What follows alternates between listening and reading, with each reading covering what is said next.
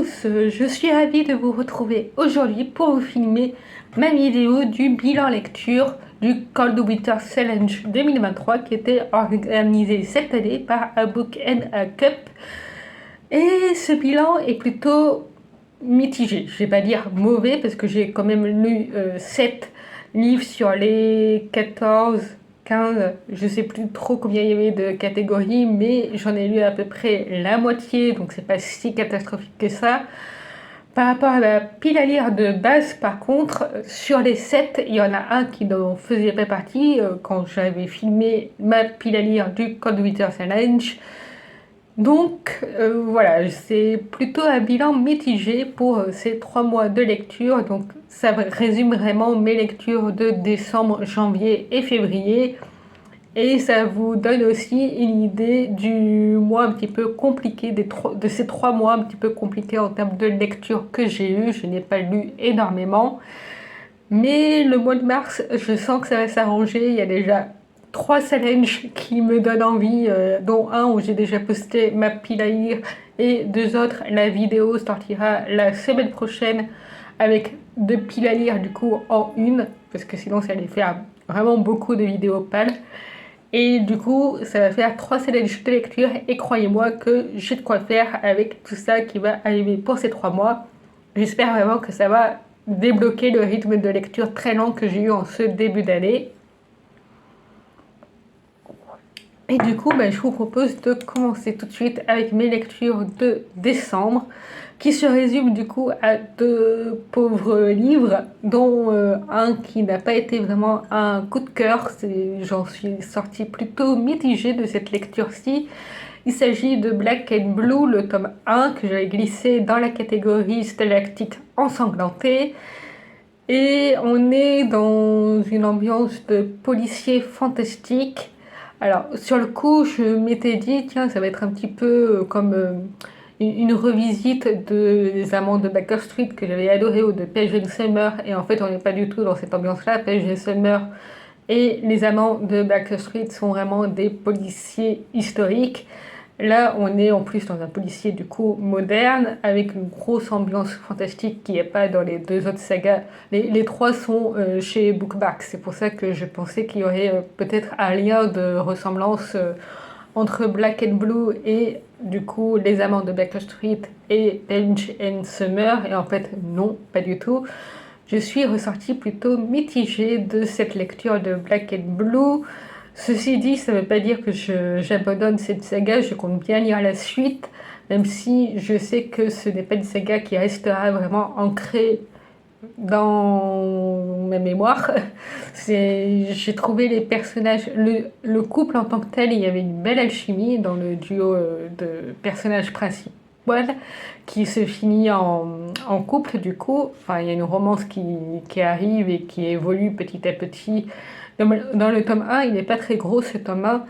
On est, comme je vous le disais, dans une enquête de policière avec un gros mélange de fantastique et une grosse ambiance gothique entre un nouvel arrivant dans la ville dans laquelle se passe l'intrigue. J'ai toujours un problème avec les noms des personnages, donc ça va être assez flou encore une fois.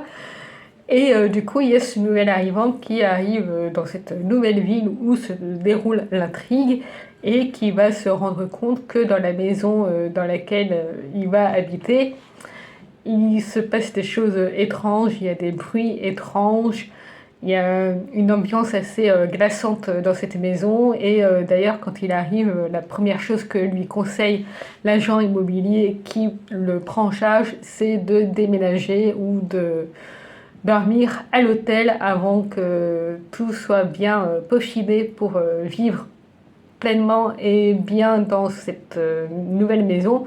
Du coup, c'est vrai que ça le titille un petit peu. Il se demande qu'est-ce qui peut bien se passer dans cette maison pour que même l'agent immobilier lui conseille plutôt d'aller à l'hôtel plutôt que de juste signer tout de suite et de partir. Et voilà, il a fait son job, quoi. Et du coup, il va rencontrer un détective privé et il va lui demander de l'aider à enquêter sur cette étrange maison, voir qu'est-ce qui se passe dans cette maison, Surtout que voilà, il se passe des choses étranges, des objets qui apparaissent à certains moments qui n'ont pas lieu d'être à l'endroit où ils apparaissent tout bonnement et simplement. Et voilà, des bruits étranges, des jeux de lumière étranges aussi. Donc vraiment pas le genre de maison où j'irais passer mes vacances. Donc on est dans cette ambiance-là. En tant que telle, l'ambiance est très bien représentée dans ce livre. Il y a vraiment le style d'écriture est fait vraiment pour ce style-là gothique, quoi. Alors c'est pas de la très grande littérature, bien sûr. Ça se lit très facilement, c'est très page turner.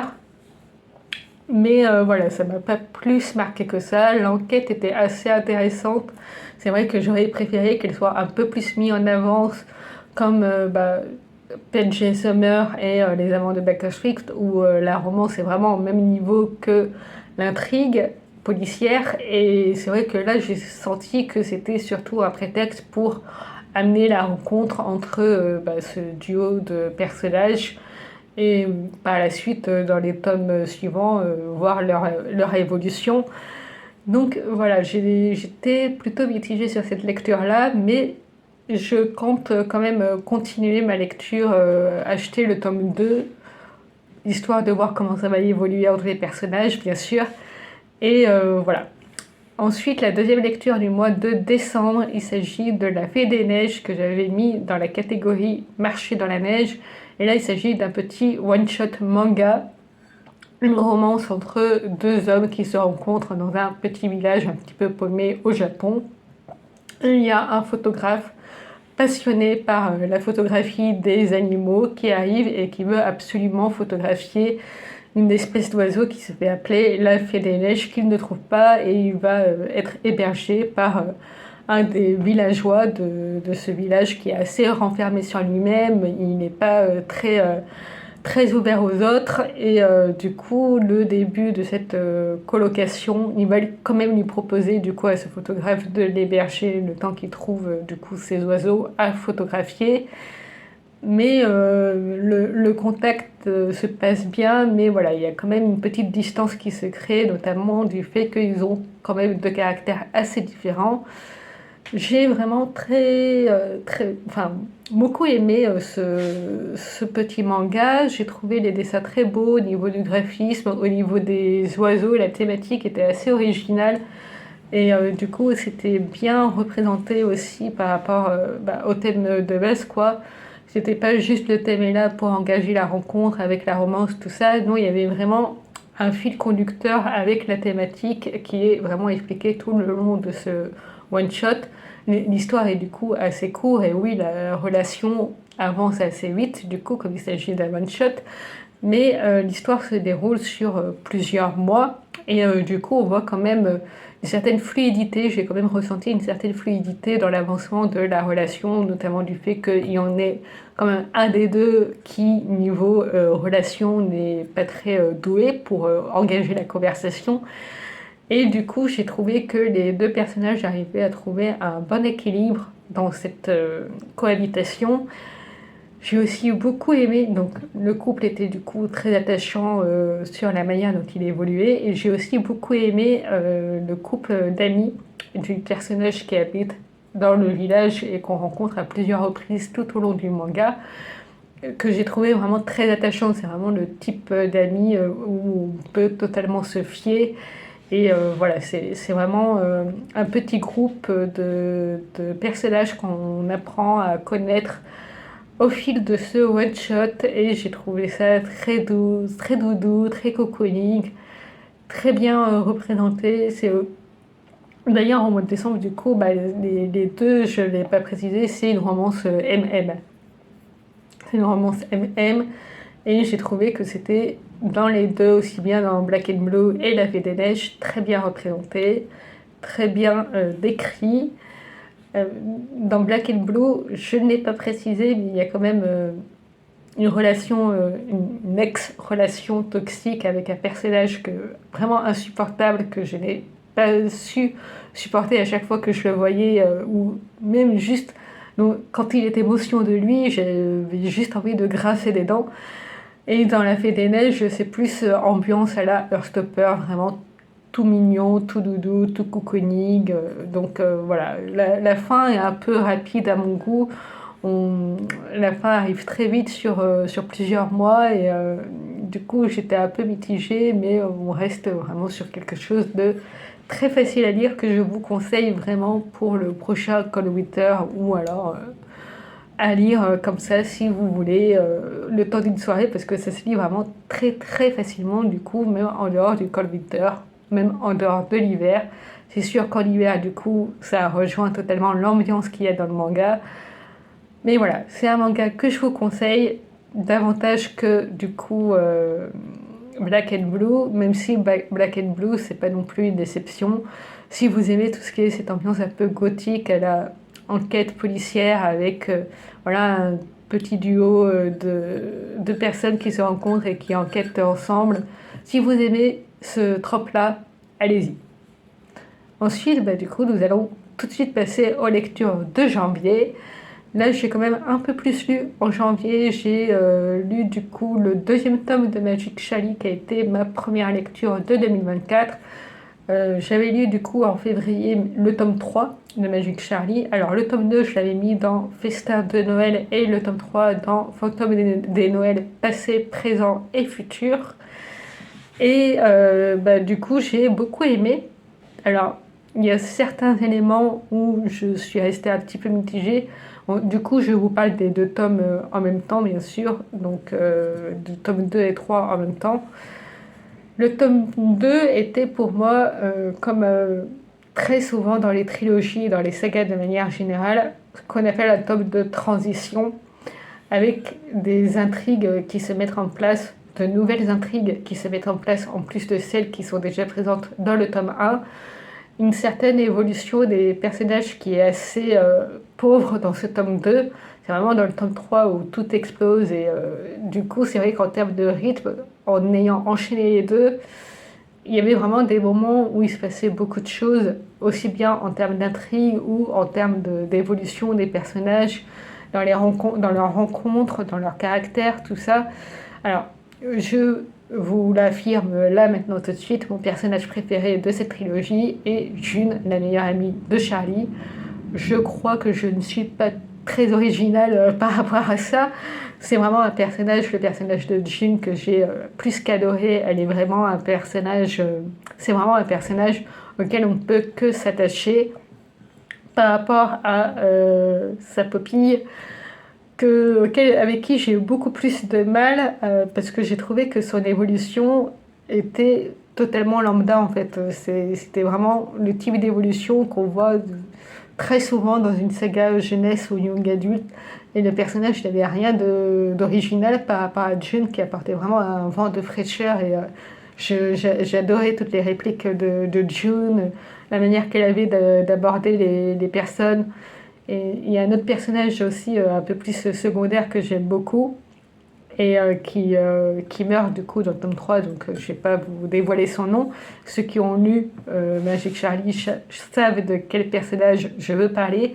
Et d'ailleurs, à ce sujet, j'ai trouvé que la mort de ce personnage a eu un petit peu comme un cheveu sur la soupe. En fait, c'est le genre de personnage qui a le profil type de personne où on sait qui va y passer, quoi. Il y a vraiment ce genre de personnage que vous avez où ils ont un caractère, un profil très héros, un peu, enfin, pas héros pour le coup, mais c'est ce type de profil de personnage, en fait, où on se doute qu'ils vont y passer, quoi. Si vraiment l'auteur veut faire en sorte qu'il y ait au moins une victime dans le camp des gentils, histoire de dire que tous les gentils ne survivent pas et tous les méchants meurent.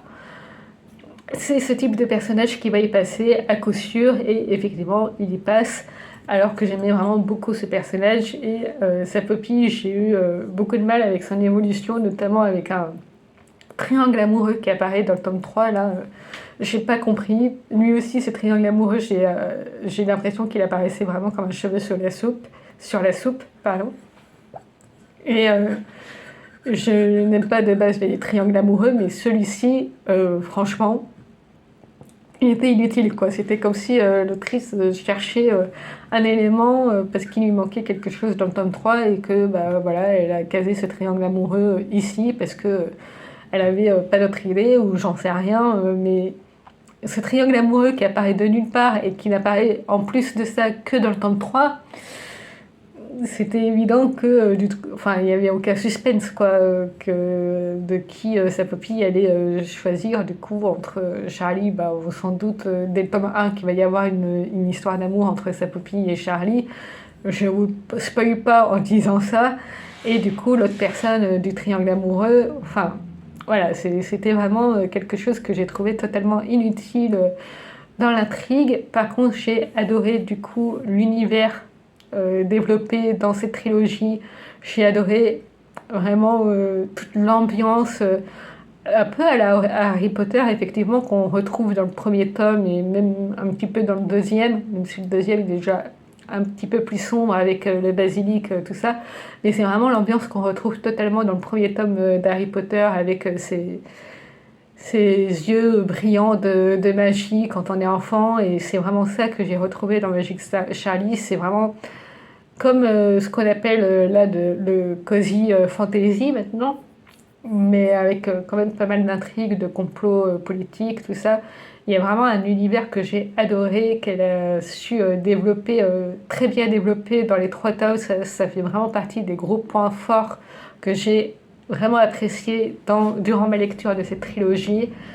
Les personnages, comme je vous le disais, il y a eu des hauts et des bas. J'ai pas forcément apprécié tous les personnages. Et surtout l'antagoniste principal, là aussi que j'ai trouvé très stéréotypé. Son fils pareil. Et alors par contre j'ai adoré la femme de l'antagoniste principal. J'ai toujours la mauvaise mémoire des prénoms. Et j'ai adoré la femme de l'antagoniste principal qui, elle, pour le coup, c'est un peu comme une jeune. J'ai adoré son caractère, j'ai adoré ses punchlines. Enfin, vraiment, le vivant de ce personnage. En fait, de manière générale, j'ai l'impression que j'ai quand même davantage préféré les personnages féminins dans Magic Charlie que les personnages masculins. Donc voilà, franchement, c'était une très chouette lecture destinée à la jeunesse. J'étais pas la cible de base et effectivement, ça se ressent un petit peu dans mon avis parce que je n'ai pas eu le gros coup de cœur que beaucoup de lecteurs ont eu, mais j'ai quand même trouvé cet univers très sympa et j'ai passé de très beaux moments de lecture en lisant les 3 tomes de Magic Charlie. Ensuite, j'ai aussi lu Les Chats des Neiges ne sont plus blancs en hiver.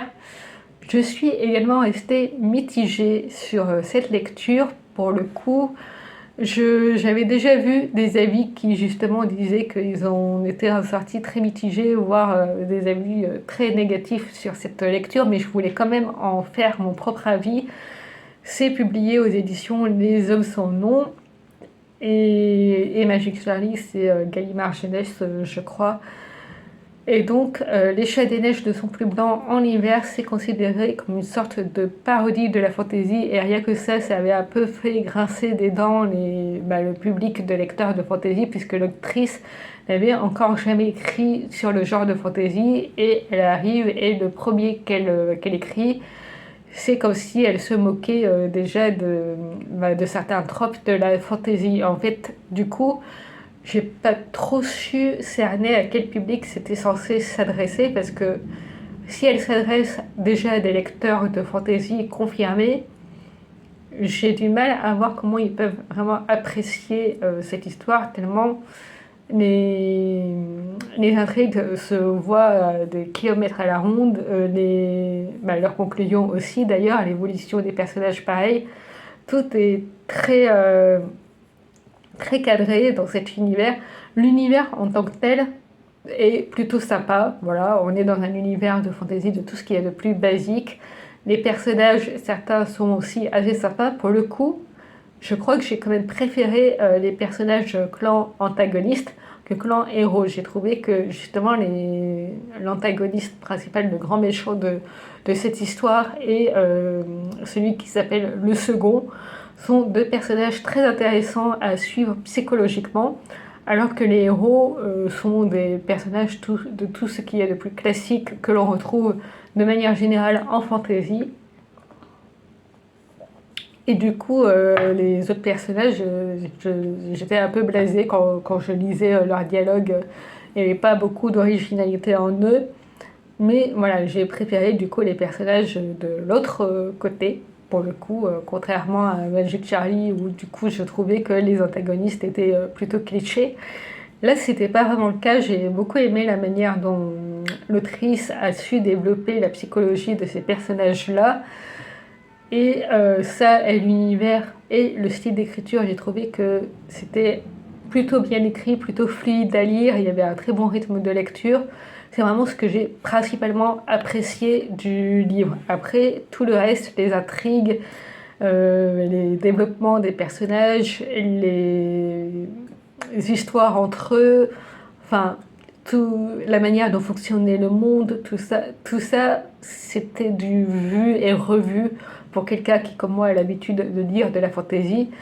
Et c'est ce qui fait que j'en suis restée très mitigée et qu'il y avait vraiment certains passages où je levais les yeux au ciel tellement c'était gros, quoi.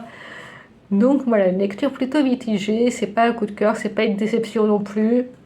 Disons que je mettrais le 10 du neutre. Sur une note de 20, je mettrais le 10 du neutre.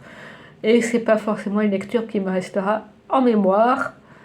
Et enfin, j'ai lu en janvier l'équation cosmique que j'avais mis dans la catégorie d'Exy All. Et là, on est de retour dans la jeunesse et franchement, j'ai plutôt apprécié. Alors moi qui de base ai plutôt du mal avec la jeunesse de manière générale, là pour le coup, entre Magic Charlie et l'équation cosmique, c'est quand même deux lectures jeunesse que j'ai su apprécier à ma grande surprise. L'équation cosmique, c'est vraiment le genre de roman qui se lit en 1 heure, 2 heures. Enfin voilà, c'est très vite lu. On est dans un univers, enfin, on n'est pas on est sur Terre, quoi. Il n'y a pas de magie ni rien. Et le jeune garçon que l'on suit, son père est cosmonaute, je crois.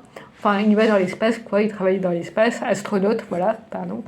Il est astronaute et il va se rendre compte qu'il y a un petit complot qui se crée.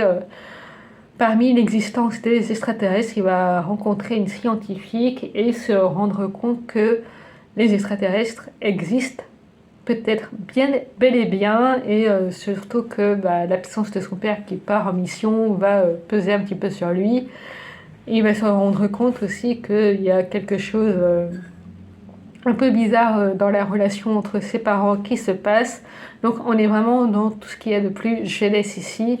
J'ai trouvé que c'était très bien écrit, enfin très bien écrit. Pour de la jeunesse, c'est très fluide, très, très bien recherché aussi en termes de lexique par rapport à tout le côté scientifique. J'ai bien aimé que l'auteur prenne le temps justement de développer et de débattre avec les personnages sur l'existence des extraterrestres, sur certains domaines scientifiques, et qu'ils ne prennent pas son public de lectorat pour des débiles, sous prétexte que ce seront des enfants qui liront pour la plupart l'équation cosmique. J'ai trouvé qu'il allait assez bien, qu'il allait assez loin pardon, dans ses propos sur les sciences. Et du coup, j'ai trouvé ça plutôt sympa pour la jeunesse. Si vraiment vous voulez le faire lire à un enfant, je vous conseille quand même de rester à ses côtés si jamais il a des questions sur certaines réflexions qu'il y a à travers le livre qui sont peut-être pas forcément si évidentes que ça, surtout si l'enfant en question ne s'intéresse pas du tout à la science et s'intéresse de loin aux extraterrestres dans la fiction, quoi. Je vous conseille quand même de faire cette lecture en restant aux côtés de l'enfant avec qui vous voulez lire ce livre, puisque voilà, il va quand même assez loin dans certaines réflexions, dans certains débats que j'ai trouvé intéressants, mais je ne sais pas si euh, tous les enfants qui ne s'intéressent pas aux sciences sauront comprendre certaines réflexions des personnages à travers les débats entre les profs et la classe dont fait partie le personnage qu'on va suivre, le garçon qu'on va suivre. Donc voilà, c'était vraiment une très bonne surprise que j'ai reçue. C'était une édition, une très vieille édition de Masse Critique où j'avais lu en diagonale pour pouvoir poster rapidement ma critique sur Babelio. Et en fait, j'avais jamais vraiment pris le temps de le lire en tant que tel. Et du coup, je suis très contente que ce soit chose faite. Ensuite, en lecture de février, du coup, j'ai lu 1880, le tome 1, qui s'appelle E Pluribus Unum, dans la catégorie Un chant de Noël. Et c'est ce qui me permet de valider aussi la troisième case du bingo de la ligne que je validais. C'est un livre que m'avait offert ma tante quand on était ensemble au festival Yggdrasil. Alors là, pour le coup, on est vraiment pleinement dans une ambiance de steampunk. Donc si vous découvrez toujours le steampunk, ce n'est vraiment pas un univers que je vous conseille.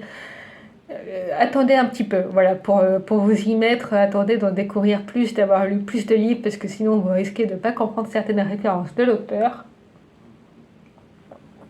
Et du coup, on est vraiment dans un univers avec une intrigue uchronique, donc dans un univers où le temps est figé et tout. Les machines qui existent fonctionnent avec des automates, de la vapeur, cette ambiance. Là, Jules Verne, on a tendance à dire que Jules Verne est le précurseur du steampunk. Si vous ne connaissez pas le steampunk, vous pouvez situer un petit peu cette ambiance-là à la Jules Verne. Et vraiment, j'ai adoré découvrir cette intrigue, cet univers. Le style d'écriture de l'auteur était très très bon. C'est vraiment une toute petite maison d'édition, je ne sais plus comment elle s'appelle. Je crois qu'elle est indiquée sur la couverture, sinon je vous le mettrai en bas ici. Et on est dans un univers où un jeune homme découvre que son usine est attaquée. Il y a une bombe en fait qui explose dans son usine. Il arrive à échapper de peu à cette attaque. Et durant sa fuite, il va tomber sur un vieux professeur qui décide de l'héberger, de l'aider. Et ils vont se rendre compte qu'il y a une sorte de complot, un groupe de complotistes qui est derrière cette attaque. Et le professeur qui sauve du coup ce jeune homme va proposer à un ami à lui qui est aussi professeur de les aider. Et du coup ça va être un groupe de 4 personnages. Ce professeur ami qui va les aider a aussi une nièce, je crois que c'est sa nièce, dont il s'occupe, qui a du coup l'âge du héros qui échappe de justesse à l'attaque de la bombe. Et du coup, ces 4 personnes vont enquêter et découvrir que tout ça serait lié à une ancienne légende, un ancien mythe de la Terre. En fait, l'histoire se passe à Londres. Hein. L'histoire se passe à Londres, mais du coup avec un ton figé, modifié. Et du coup, tout ça serait lié à de vieux mythes gardés secrets pour éviter qu'il y a un gros mouvement de panique si jamais les gens étaient mis au courant de certaines choses. Il y a ce qu'ils appellent des livres interdits qui ne sont pas diffusés, qui sont gardés uniquement par ceux qui sont professeurs, enfin les érudits, ce type de personnes-ci, qui sauvegardent ces livres interdits. Et du coup, de fil en aiguille, en faisant des recherches, un des 2 professeurs va finir par tomber sur ces vieux mythes qui l'effraient au plus haut point. Et en parallèle de ça, on suit aussi un duo de personnages qui enquêtent aussi sur d'autres affaires. Et forcément, c'est lié. Et du coup, je suppose que par la suite, le tome 2 n'est pas encore sorti. Le tome 2 n'est pas encore sorti, je suppose que par la suite, on va suivre l'évolution de ce groupe de 6 personnages ensemble qui vont enquêter davantage sur ces affaires-ci. On pourrait croire que la fin du tome 1 se suffit à elle-même, et en fait non. Comme il y a un tome 2, je ne sais pas trop comment ça va évoluer, mais en tout cas, l'histoire, l'affaire de l'attaque à la bombe pourrait se conclure plus ou moins à la fin du tome 1. Du coup, j'ai très hâte de voir comment va se développer le tome 2, comment vont se développer ces personnages. Vraiment, j'ai été totalement prise par l'intrigue. Le style d'écriture m'a vraiment permis de me plonger totalement dans cette ambiance steampunk. que j'ai lu du coup avec une playlist ambiance musicale steampunk, et c'était vraiment un moment de lecture parfait avec ce livre-ci que je vous conseille du coup si vous connaissez déjà le steampunk. Sinon, comme je le disais, attendez un petit peu.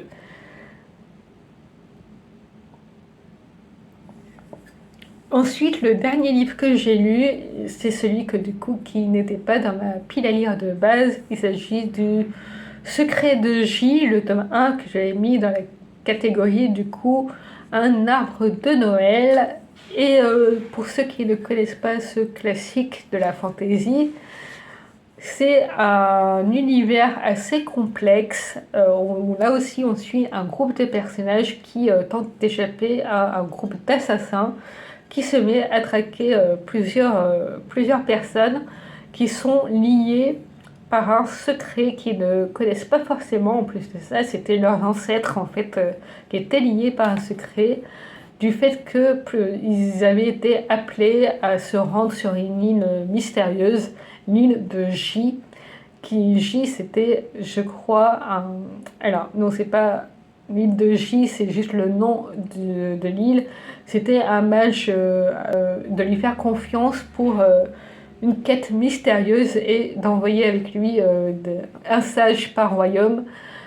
Et au retour de ces sages-là, il y a eu un mort et tout le monde a décidé de taire ce qui s'est passé en fait sur cette île-là. Donc c'est un grand secret qui est gardé de génération en génération et une fois de temps en temps, les héritiers de ce groupe-ci se retrouvent. Et là, quand ce premier tome commence, bah, en fait, plusieurs héritiers de ce groupe sont tués. Et du coup, on suit principalement trois de ces héritiers. Alors, deux en particulier, on suit deux de ces héritiers qui, euh, qui tentent de survivre. Et du coup, voilà, c'est un univers de fantasy que j'ai adoré découvrir. Vraiment, j'ai adoré découvrir la plume de l'auteur à travers ce livre-ci. C'est vraiment une plume, un récit raconté comme si c'était un conteur en fait. C'est vraiment, ça se lit très très bien, c'est très fluide. J'ai vraiment eu l'impression d'affaire à un conteur en fait, et c'est toute l'ambiance de la fantasy, toute l'ambiance de son univers était présente. Alors en termes de personnages, je suis restée assez mitigée sur certains d'entre eux. J'ai adoré un des personnages qui s'appelle, je sais plus, comment il s'appelle? Yann, voilà. Alors que Letty, la fille qu'il aime, j'ai eu beaucoup de mal avec ce personnage que j'ai trouvé très cliché, très énervante. Alors que sa tante, j'ai adoré le personnage de sa tante. Donc voilà, il y a des personnages que j'ai su apprécier, il y a des personnages que j'ai détestés. Donc, bah, on verra bien pour la suite ce qu'il en est. Comme c'est vraiment une saga qui évolue sur plusieurs tomes, j'ai plus exactement le nombre de tomes en tête, mais je me doute que les personnages vont évoluer, notamment Letty. Je pense qu'elle est amenée à beaucoup évoluer par la suite. Là, pour l'instant, c'est juste une fille boudeuse, râleuse, enfin bref, qui m'énerve énormément. Alors que Yann, justement, c'est un peu je le vois un petit peu comme le personnage principal le plus important parce que j'ai l'impression que c'est celui qui est le plus mis en avant dans ce tome 1. Et je me suis vraiment attachée à lui, en fait, à sa façon d'être, à son caractère, à tout. J'ai adoré ce personnage. Les deux personnages adultes, j'ai un peu peur justement qu'on tombe dans le cliché à la Magic Charlie avec le profil de personnage type qui est amené à mourir à un moment donné. Et heureusement, le personnage en question ne meurt pas. Après, est-ce qu'il va rester vivant jusqu'à la fin? Ça, c'est une autre histoire. Je n'ai pas encore lu la suite pour le savoir. Mais j'aime beaucoup les deux personnages plus adultes qui peuvent être considérés comme leurs mentors, en quelque sorte. J'ai beaucoup aimé ces deux personnages-ci. Je pense que d'ailleurs, je préfère cette génération de personnages que la génération de Yann et Letty. Donc voilà, vraiment très très hâte d'en découvrir plus. Et il y a un personnage qu'on voit pas trop. Et je pense qu'on va être amené à la découvrir de plus en plus. Et j'ai trop hâte d'en savoir plus sur ce personnage qui est un peu resté en retrait, mais je sens qu'elle va avoir une grande importance par la suite. Donc voilà, c'est tout pour ce bilan-ci. Vous dites-moi ce que vous avez lu du coup en décembre, janvier, février. Comment s'est déroulé pour vous le Call of Winter Challenge si vous avez participé au Call of Winter Challenge. Et moi je vous dis à très bientôt pour de nouvelles vidéos.